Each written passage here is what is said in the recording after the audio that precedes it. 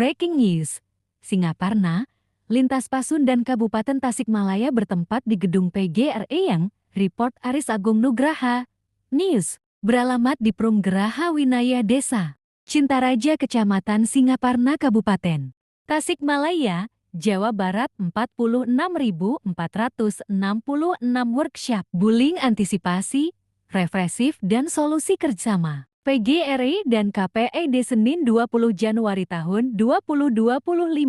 Acara tersebut dihadiri gugus PGRI dari tiap-tiap Kecamatan Singaparna Sukarame, Pada Kembang Lewisari Sariwangi, Cigalontang Mangunreja Salawu, Puspahyang, Tanjung Jaya Taraju Sodong Hilir dan Bojong Gambir tentang bullying, di mana ini digagas oleh KPID dan PGRI. Maksud dan tujuannya adalah dalam kerangka peningkatan skill untuk teman-teman guru ketika menghadapi persoalan-persoalan terkait dengan bullying, sehingga kegiatan ini adalah sebuah kegiatan yang memang sudah direncanakan sebelumnya sejak awal-awal, bahwa hari ini karena memang bullying cukup meningkat dari waktu ke waktu dari hari ke hari, sehingga kami berinisiatif yang PGRI untuk berupaya memberikan pemahaman skill apa itu bullying, solusinya, tindakan preventifnya juga. Berikut dengan penanganan ketika anak-anak kita di sekolah mengenai bullying. Sebetulnya di materi adalah yang pertama,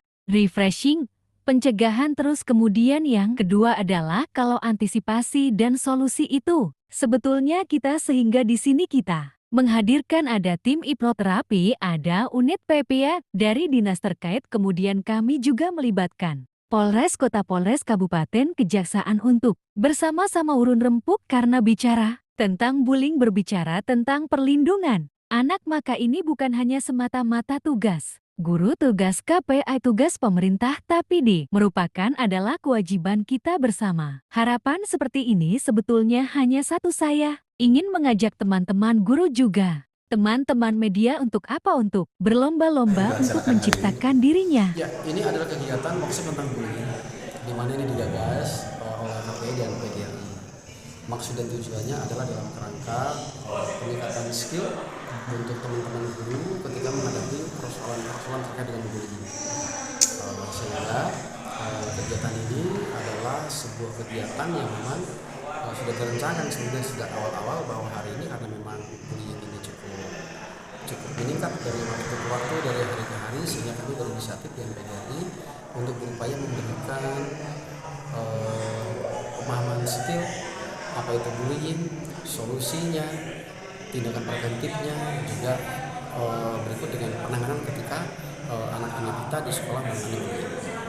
Yang paling ditekankan kepada para peserta itu seperti apa, Pak, menanganinya? Sebetulnya di materi ini titik tekan kita itu adalah yang pertama represif, pencegahan, terus kemudian yang kedua adalah antisipasi dan solusi, itu sebetulnya itu. Sehingga di sini kita menghadirkan ada tim hipnoterapi, ada unit PPA dari dinas terkait, kemudian kami juga melibatkan Polres Kota, Polres Kabupaten, Kejaksaan untuk bersama-sama urun rembuk. Karena bicara tentang bullying, berbicara tentang perlindungan anak, maka ini bukan hanya semata-mata tugas guru, tugas KPI, tugas pemerintah, tapi ini merupakan adalah kewajiban kita bersama. Kita bersama. Untuk ini dibagi wilayah, Pak? Enggak. Jadi peserta ini kan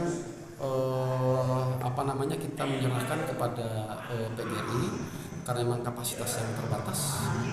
Gitu. Hanya 250 maksimal, sehingga kita melaksanakan dari berbagai wilayah itu ditarik menjadi 4 sesi, jadi 4 hari dengan materi yang sama.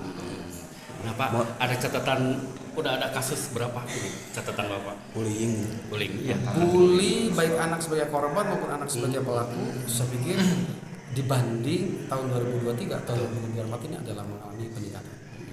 Tetapi namun demikian, saya menyikapinya bukan peningkatan kasus. Saya merespon adalah ini bahwa adalah sebuah bentuk partisipasi dari masyarakat, partisipasi dari guru, sehingga ketika terjadi sesuatu maka dengan sigap melaporkan ke KPI. Itu sehingga sekali lagi bahwa trennya memang selalu meningkat, bukan saja masalah bullying, tetapi juga kasus-kasus yang lain seperti kekerasan seksual dan yang lain juga sama mengalami peningkatan. Ini di luar konteks ketua, Ya. mohon maaf, menyikapi sekarang kan laporan dari Polres kemarin itu ada 5 kasus kalau nggak salah di kabupaten itu Ruda Paksa. Ya. Itu KPAID sendiri gimana menyikapinya Pak? Itu kan ada di beberapa kecamatan ya kalau nggak salah yang Ya. kemarin itu. Ya tentu kami prihatin. Dan sebetulnya kasus itu Ruda Paksa 5 kasus itu hanya di wilayah hukum Kabupaten. tapi wilayah hukum kota juga gitu ya, ternyata juga korbannya juga dari kabupaten. Sehingga yang tadi itu saya titik tekankan bahwa bukan hanya semata-mata preventif, bukan hanya semata-mata represif, tetapi preventif juga harus dilakukan gitu. Sehingga sekali lagi bahwa ini adalah warning buat kita sekalian bahwa penting penyelenggaraan perlindungan anak itu harus melibatkan semuanya gitu. Fakta hari ini di awal tahun ada 6 kasus, bahkan 7 kasus kemarin gitu, yang kemarin sempat viral di salah satu pondok pesantren, ternyata juga korbannya orang kabupaten juga gitu ya. Sehingga ini menjadi warning bersama-sama untuk menggugah kesadaran kolektif masyarakat, wabil khusus orang tua, bahwa hari ini kita masih belum bisa disebut dalam kondisi baik-baik saja. Ada lagi? Harapannya terakhir ketua setelah kegiatan seperti ini? Harapan seperti ini sebetulnya hanya satu. Saya ingin menantang teman-teman guru, termasuk juga teman-teman media, untuk apa? Untuk berlomba-lomba untuk menciptakan dirinya menjadi idola bagi anak.